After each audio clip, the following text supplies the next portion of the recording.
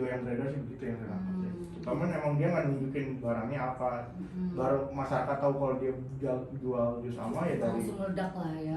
Wah, apalagi itu soal ini. Iya makanya. Soal kemabulangan gitu kan. Rasanya itu kayak digoreng dan ada yang menggoreng pula gitu kan. Tahu dong siapa yang goreng? Itu apa dendamku semua. Wah ini salah satunya nih gua hantam kan gitu. Kesempatan masuk langsung. Aduh parah banget gitu kan. Ya udah terus apa lagi ngomongin apa? Udah dari awal yang lihat ya runut sih dari awal yang lihat dokter kejadian dari awal seperti apa, baik buruknya plus minusnya dari kedua sisi. Terus ngelihat fakta di lapangan dari kakeknya, katanya ternyata ada beberapa media wawancara keluarga sekitar, katanya memang kadang memang kakeknya cara menjualnya seperti itu ya, kadang memang buat warga ya resah juga gitu, kadang suka maksa, kadang sampai ngikutin. Mungkin ya melihat dokter kakek dulu seperti apa, sama yang ya Baim udah ketemu, sama yang ini kan kejadian belum pertama kali ya dokter Baim suka menolak gitu, tapi kejadian ini kenapa yang baru kali ini meledak? Apakah karena memang lawannya istilahnya ya orang tua akhirnya bisa meledak itu atau apa kayak gitu? Ya kan kemarin juga saya kan bikin konten juga. Saya juga ada di video itu, kan lumayan viral juga tuh, gitu kan. Cuman tidak seviral Saiful Jamil. Saiful Jamil viewernya sampai 7M. Parah itu. Pak, saya aja kaget gitu kan. Saya tuh baru main TikTok sebulan. Nah, pas zamannya Saiful Jamil aja. Gitu, saya wah ini harus ngomong nih saya gitu kan, biasanya kan nggak pernah peduli, cuman kata tim saya waktunya bu ngomong bu, waktunya ngomong bu. Ya udah akhirnya gitu ya, nanti jadi itu ya ngomongin masalah itunya ya. Sama yang even udah maafan nih hari ini, tapi dia dampak dari perbuatan dia sampai kehilangan 300.000 subscriber, itu kan lumayan besar gitu, kayak mungkin ya memang tipikal orang Indonesia memang mudah terpengaruh harus seperti apa, sudah 300.000 loh, saya banyak ya, mudah iba, mudah terpengaruh gitu. Tapi kemarin waktu saya ini konten juga nggak terlalu haters, nggak terlalu menyerang gitu ke aku gitu. Biasanya kan nyerang kan gitu, jadi banyak juga yang pro sama Baim ternyata banyak. Kalau saya kan bikin dua versi kan, dua versi dari bapaknya, dari ini, dari yang ngomong Baimnya. Ternyata aku juga ada lah beberapa, aku nggak punya hati banget sih. Saya bilang lihat deh video saya yang lain, kenapa sih harus ngomong dulu gitu. Ya kan orang-orang tuh kadang-kadang begitu deh.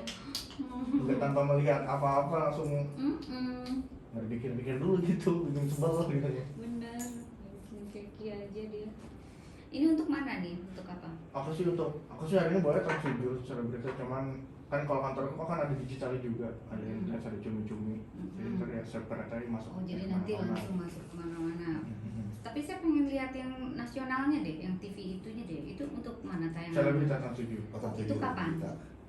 Tayangnya sih setiap hari sih, setengah 8 kali sih. Sekarang kapan nonton TV? Nah, ya sibuk mau gimana, bangun lagi banyak lain segala macam gitu. Nggak pernah saya nonton gitu loh, cuman sama sekali loh. Beneran? Literally nggak pernah nonton, literally sama sekali nggak pernah. Nggak pernah, Oh. gitu.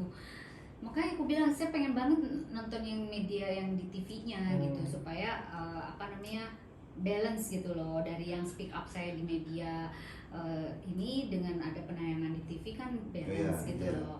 Artinya saya pun juga tidak asal ngomong gitu, saya pun juga diminta oleh beberapa wartawan. Saya ngomong di media juga ngapain sih, gua kayak nggak ada kerjaan kan gitu ya nggak sih? Walaupun saya juga bekerja sama dengan instansi terkait, saya tuh menjaring haters loh. Saya terus terang aja sama kalian. Menjaring haters. Iya, saya menjaring haters kayak kemarin Saiful Jamil kan. Merendahkan si Lesti Bilar dan sebagainya, itu kan jahat banget kan, orang itu merusak mental kan, itu tujuannya itu gitu loh.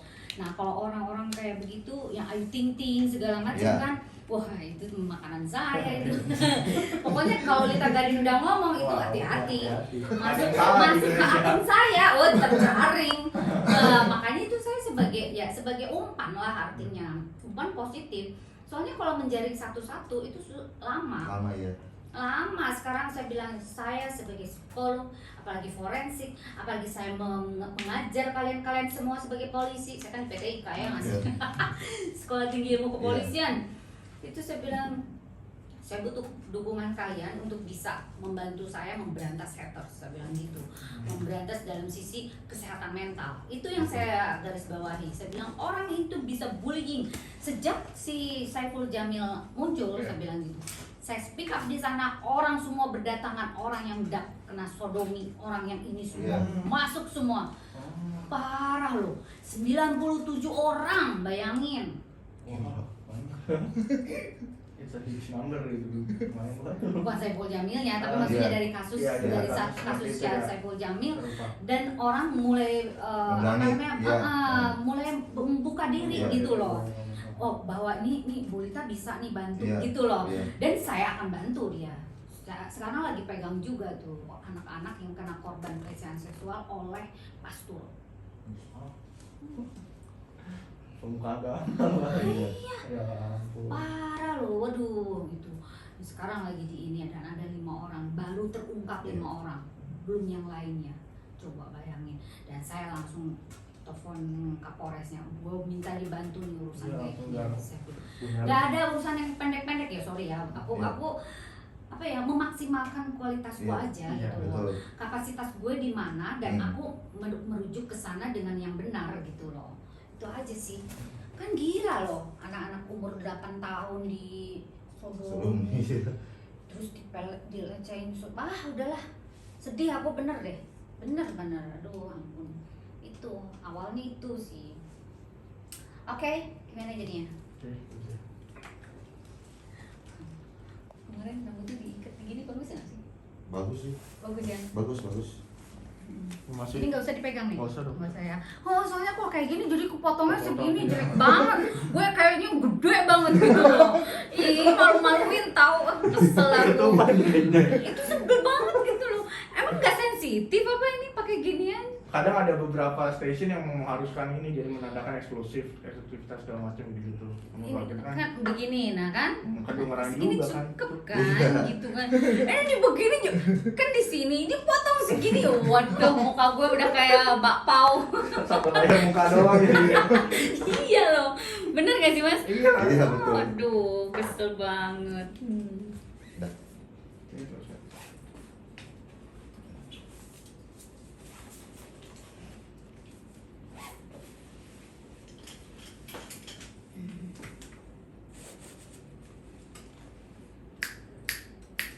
Apa itu? Kagak ini. Burung. Kaget gue. Burung.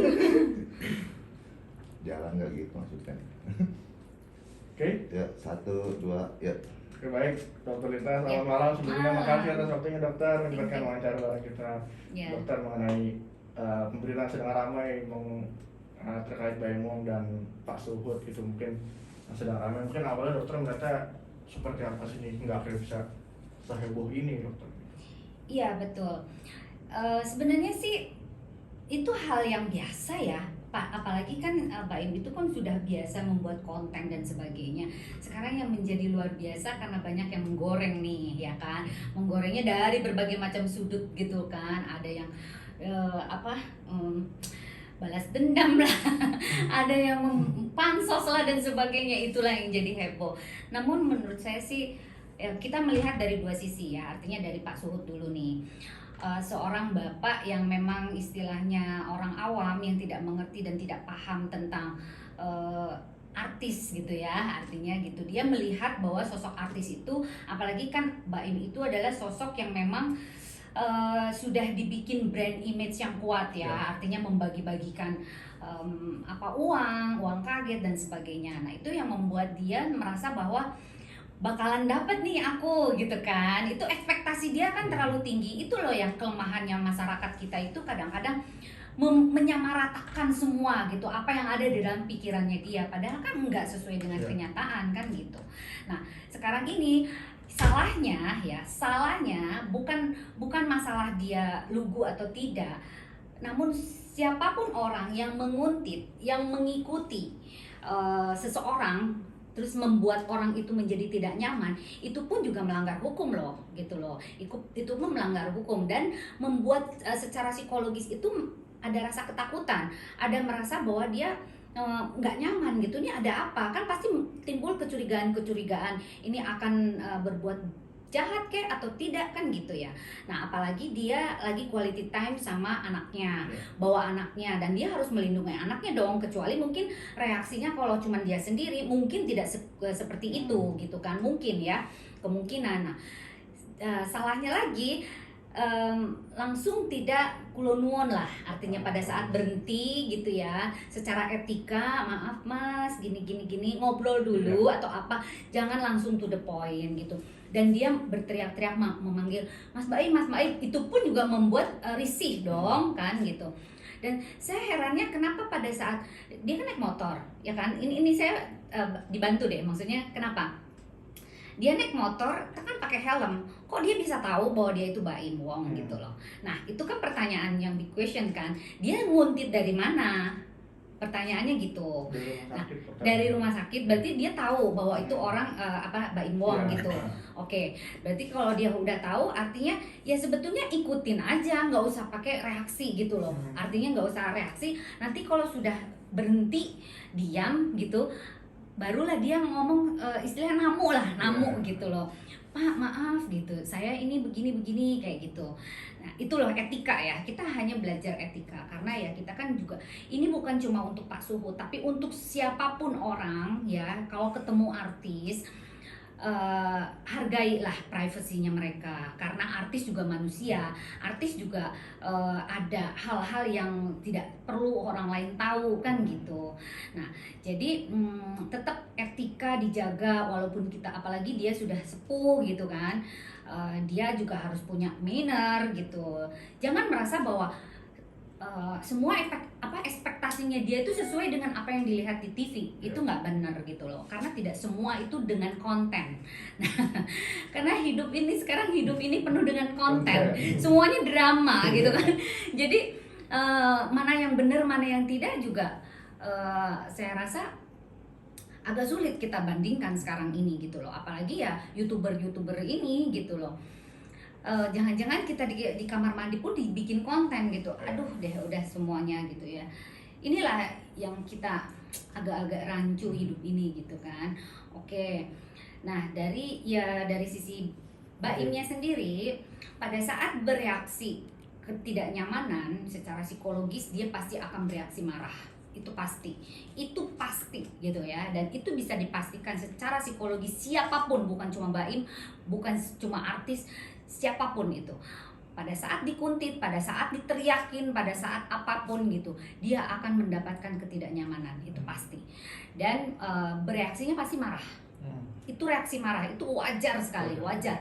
Hanya kekurangannya Baim, kelemahannya, dia tidak menanyakan dulu ada apa gitu kan, misalkan gitu, ada apa, kenapa kamu nguntit, kenapa kamu ngejar saya, kenapa kamu manggil saya.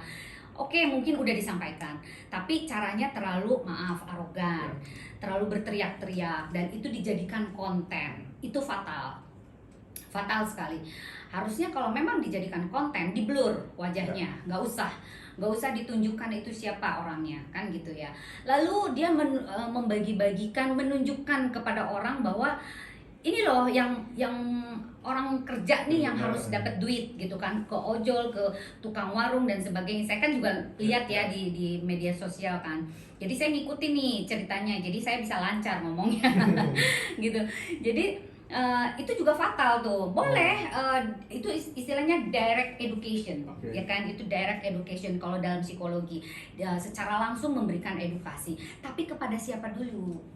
Nah, gitu loh. Kepada siapa dulu? Apakah orang seumuran atau anak kecil? Kalau anak kecil boleh, ya. Itu tidak mempermalukan, tapi memberikan edukasi. Tapi ini karena kita ada timur, adat ketimuran. Kalau adat ketimuran itu ada pakem-pakem, artinya ada pakem-pakem, istilahnya memberikan contoh yang baik, memberikan satu hormat, menghargai dan sebagainya gitu. Nah siapapun orang itu pasti yang namanya orang lebih tua pasti kita harus menghormati, betul? Betul. Ya seperti itu ya. Nah, ini yang hilang dari azas perasaannya Iya, Mbak baik. Imbong. Itu yang saya sedih gitu kan. Tapi kalau melihat dari reaksi kemarahan bisa dianggap wajar gitu loh, bisa dianggap wajar karena ya itu kemarahan yang sudah meluap, dia nggak suka dengan kondisi seperti Iya, itu gitu loh. Jadi kita juga harus melihat dua sisi mata uang gitu loh, nggak bisa kita menyalahkan satu aja dan kehilangan subscriber dan sebagainya. Itu pun juga itu bagian dari reaksi kan, reaksi masyarakat itu resiko. Makanya saya bilang kalau bikin konten itu harus melihat azas-azas kemanusiaan, azas-azas adab gitu loh, adab perasaan dan sebagainya. Karena kan kita punya norma sosial, norma agama, norma budaya dan sebagainya, itu yang harus kita lihat. Jangan cuman asal dapat duit. Nah, itu. Jadi ya ini juga untuk semua ya YouTuber atau siapapun itu tetap kita harus menjaga etika itu gitu loh. Jangan sok lah gitu ya, sok artis, sok banyak pengikutnya, dia pede aja bla bla bla gitu kan, tanpa melihat itu nggak baik gitu kan. Jadi ya tetaplah, namanya kita hidup di timur tuh memang pakem-pakem itu tuh menonjol, apalagi kan kita lagi PPKM nih. Iya. Orang pada pengangguran, mereka butuh duit, itu sentuhannya luar biasa kan. Dan ini momen yang pas banget dihantam sama masyarakat dong gitu kan. Ini sensitif soalnya gitu kan. Nah, mungkin kalau orang yang lagi bekerja sebelum PPKM mungkin reaksinya nggak kayak gini juga sih kalau menurut saya loh ya. Dan kalau bukan ke kakek-kakek mungkin juga nggak kayak gini juga gitu loh. Ini sebetulnya adab gitu loh, adab ketimuran dan etika aja sih sebetulnya.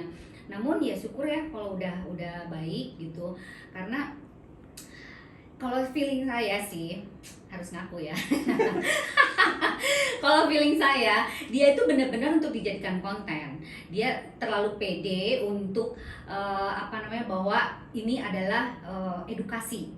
Nah, dia pakai mengatasnamakan edukasi, karena yang masuk ke saya pun juga salah satu timnya japri saya. Saya dari tim Mbak Imbong bla bla bla gitu,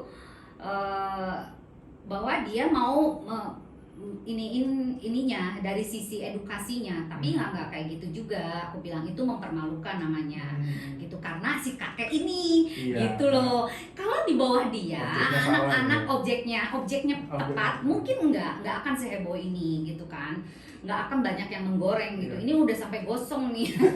Kematangan. Udah kematangan nih gitu. Dan orang-orang semua pansos, semua keluar semua, jadi banyak yang tiba-tiba jadi apalah gitu ya, kayak gitu. Nah, jadi memang harus dipahami bahwa tidak semua hidup itu pakai konten. Kita juga harus tahu tentang etika bagaimana berkonten, karena konten itu bisa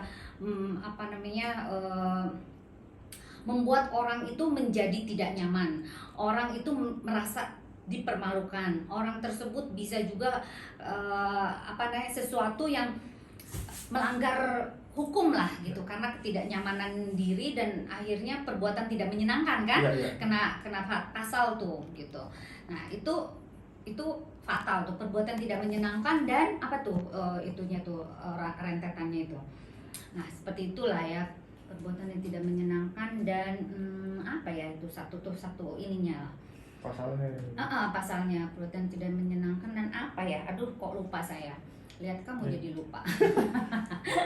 Oke, jadi kayak gitu ya.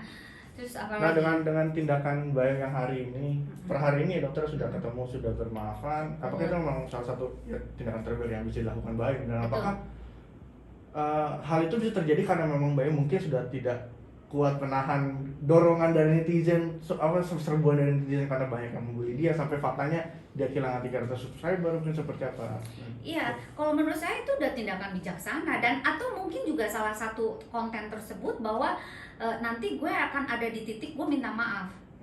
Bisa juga begitu gitu loh ya. Ini kan saya kan hanya pandangan secara psikologis kan gitu, bukan menyalahi atau menuduh dia gitu, tapi secara pandangan psikologis, oke, gue blunder nih, tapi ternyata banyak yang istilahnya unfriend lah ya, kayak gitu ya, mereka semua menjauh. Nah, itu di luar ekspektasi dia juga gitu loh. Oh, ternyata mereka kabur tuh gitu kan. Nah sekarang dia menjaring lagi untuk membuat simpati rakyat bahwa dia bisa berbesar hati untuk meminta maaf gitu loh ya. Namun ya ini sih menurut saya tindakan yang bagus sih, artinya dia gentleman ya. Dia gentleman, dia mengakui kesalahan, dan itu memang sudah seharusnya secara adat ketimuran lagi, bahwa orang yang lebih muda ya pasti meminta maaf kepada orang yang tua. Iya. Itu adabnya kan gitu. Dan dia mengakui dengan kesalahan dia arogan, ya itu udah bagus banget sih gitu ya. Ya kalau mengharapkan lagi untuk orang subscribe, nah Mau ya subscribe lagi gitu. ya itu juga kan ya nggak tahu kan Ya, gitu, ya. karena banyak sekali yang masuk ke saya juga di ini bilangnya gitu, gue nggak mau, gue ternyata dia Bla, bla, bla, segala keluar macam. keluar aslinya dan Ah. sebagainya kayak gitu kan.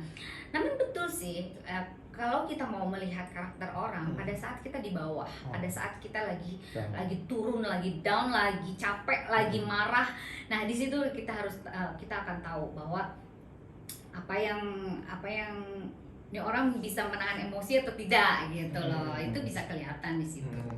Tapi kejadian Baim menolak memberi bantuan kan mungkin ini yang kesekian kalinya dok ya terjadi. Tapi kenapa sekiranya baru kali ini yang sampai meledak? Apakah memang karena objeknya atau lawannya yang orang tua atau seperti apa dok, hingga akhirnya bisa se-booming ini dok? Apakah karena memang status Baim sekarang yang sudah makin terkenal atau apa gitu dok? Semuanya ada. Semuanya ada gitu loh ya, karena memang Baim sekarang terkenal dan YouTuber lumayan bagus ya di Indonesia ya gitu. Banyak orang yang mungkin juga sekarang semakin ya mungkin perilakunya mungkin berubah gitu. Bisa saja begitu orang menjadi kurang suka dan sebagainya. Dan mungkin ada juga orang-orang yang pernah tersakiti oleh dia yang akhirnya juga ikut ngegrecokin kan gitu, yang menggoreng dan sebagainya. Kita udah tahu banget lah siapa orangnya kan gitu. Sebetulnya kalau enggak, dan objeknya ini yang terpenting tuh objeknya gitu. Kalau objeknya ini anak kecil, enggak lah, anak kecil mungkin juga akan bereaksi sama. Kalau menurut saya akan bereaksi sama, karena kan merasa kok anak kecil diginiin, kok dia pasti begitu. Minimal anak muda lah gitu ya, anak muda sekamu ya seumuran sama dia, itu mungkin dia fine gitu loh, anggap biasa-biasa aja gitu kan. Nah gitu. Nah ini ternyata sama kakek yang 70 tahun. Nah itu kan harusnya gimana. Nah sekarang anaknya kemana, kok kakeknya masih kerja? Pertanyaannya itu dong gitu kan. Kalau memang kakek ini, kalau saya melihat kakek ini kakek gaul, kalau saya melihat, dan saya orangnya yang cukup untuk ekspresif lah ya si kakek ini gitu.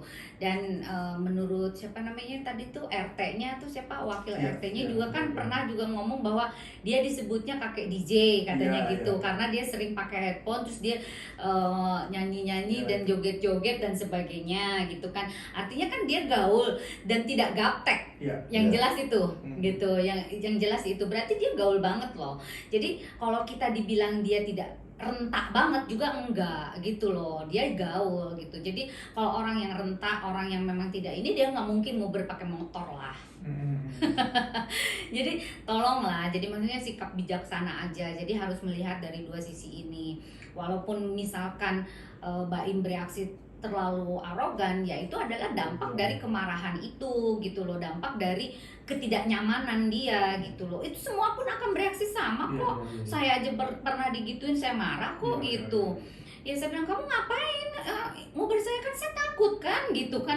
Memang benar saya takut gitu. Enggak, saya cuma mau meminta ini itu. Lah statement kok kayak orang nguber-nguber maling gitu kan ya gitu. Saya kan nggak suka lah gitu, soalnya ketemu saya susah lah gini-gini lah. Nah kayak gitu-gitu loh, berarti kan itu berhubungan dengan etika kan. Nah etika ini yang tidak benar yang dia lakukan. Jadi dua sisi mata uang, harusnya ya kita jangan menjudge Baim semua gitu loh. Nah, memang kembali lagi yang memang jadi fatal sekali karena memang dibuat konten ya dok. Betul. Fatal, gitu. Betul. Jadi jangan dibuat konten ya. Kalau mau dibuat konten, di blur itu aja. Orangnya jangan di Kasih lihat jelas, walaupun dia marah-marah, nggak usah kelihatan orangnya gitu loh. Ya, saya sih terus terang saya nggak pernah tahu dan tidak pernah melihat kontennya Baim. Saya nggak pernah sih. nonton TV aja nggak pernah, apalagi nonton gituan ya nggak sih. Orang saya bersosial media aja kan ada tim saya yang ngurus kan gitu. Saya cuma ngomong kayak gini bla bla bla bla, selesai diupload nggak ngerti gue gitu. Kayak gitu kan. Jadi yang ngurus semua tim kan gitu. Jadi ya saya viral, saya nggak viral juga gue nggak tahu gitu loh. Jadi beneran saya nggak ngerti. Jadi subscribe-nya berapa dan ininya berapa juga saya nggak tahu gitu. Ternyata banyak katanya ya. 19 juta dok. Saya aja belum nyampe 20. Wow, gitu itu duit semua tuh ya, cuan-cuan. Nah, jadi pantas aja hidup untuk konten karena semuanya diduitin. Nah, itu jangan sampai menutup gitu loh, menutup secara psikologis itu apa ya, perasaan dan etika kemanusiaan tuh tetap harus dijaga gitu. Nah, terakhir dok, mungkin karena kejadian ini apakah memang bisa berdampak bagi psikologi si Baim sendiri yang memang awalnya yang memang mungkin ya sikap arogannya terlihat, tapi dengan kejadian ini dengan banyaknya serbuan dari netizen lah ya gitu, bisa berubah kan sifat psikologis dari seseorang, terutama Baim di posisi ini? Saya sih melihat dia cukup dewasa lah, dia cukup dewasa dan dia cukup intelektual gitu lah. Kalau orang punya intelektual yang lumayan bagus, semoga dia bisa berubah menjadi lebih baik. Dia ini satu pelajaran yang berharga lah buat dia gitu loh. Sudahlah, jangan hidup ini untuk segala sesuatu karena uang lah gitu ya. Uang boleh, kita kejar uang nggak apa-apa, tapi dengan cara-cara yang bijak gitu loh, tanpa arogansi, tanpa apa gitu. Ya kita harus saling memaklumi lah ya gitu, baik dari sisi bapaknya maupun dari sisi ini. Dan yang saya kemarin kalau nggak langsung minta maaf nih, si bapak ini juga udah mulai lebay nih, aku nggak suka juga gitu loh. Betul, banyak orang yang apa namanya ngojok-ngojok untuk iniin Baim dan sebagainya, itu menurut saya juga berlebihan. Kalau saya akan hantam juga gitu loh, karena lu duluan ngejar gue gitu loh, kayak gitu. Posisi Baim sebetulnya kuat loh sebenarnya, namun ya itu kesalahannya dijadikan konten gitu aja sih, dijadiin konten itu aja. Kalau dia mau marah-marah tanpa kamera juga sah-sah aja, orang itu hak kita kok. Kita merasa nggak ini, merasa nggak nggak nyaman gitu. Atau saya mau jeblosin langsung ke polisi juga hak kita loh, beneran itu hak kita gitu loh. Karena saya udah merasa gua nggak nyaman kok gitu. Ayo tantang. Lawan sama saya kejar itu. gitu loh. Jadi itu salah fatalnya itu gitu. Mau dia marahin dia tapi jangan pakai konten, itu aja sih sebenarnya. Oke, kalau gitu siap. Dokter, makasih banyak atas penjelasannya. Luar biasa. Oke. Malam dok. Malam. Jadi gitu loh. Tapi Baim itu sejujurnya